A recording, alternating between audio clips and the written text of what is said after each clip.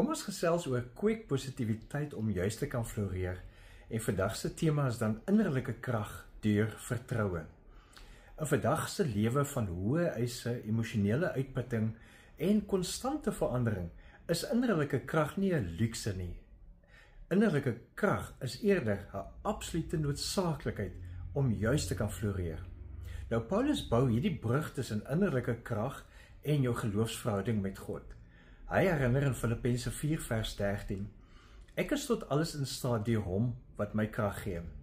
Nou hierdie vers is nie net 'n geloofsverklaring of 'n terloopse opmerking om oulik te klink nie.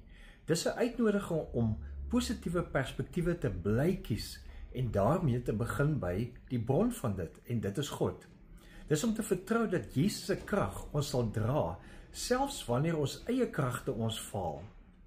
Wanneer ons dus voor 'n moeilike taak staan, soos 'n belangrike uitdaging, 'n gesinskrisis, 'n emosionele laagtepunt, iets wat jy wonder watter kant toe moet ek nou besluit, is dit baie maklik om in selftwyfel te verval. Paulus nooi ons uit om ons fokus te verskuif, om nie te fokus op ons beperkings nie, maar op God se vermoë.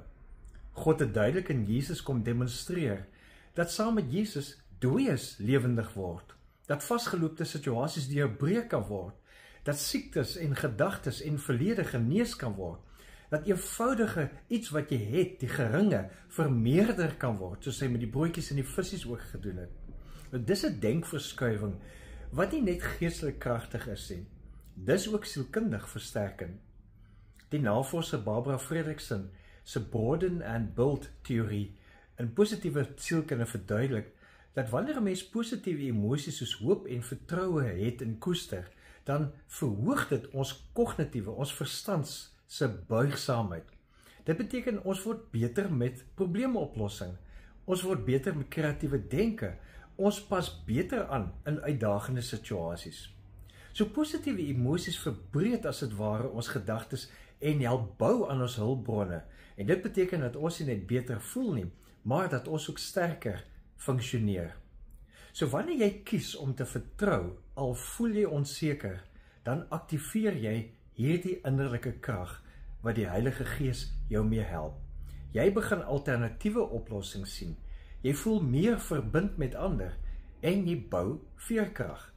En dit alles begin by 'n keuse om te vertrou in God, want jy is tot alles in staat deur hom wat jou krag gee.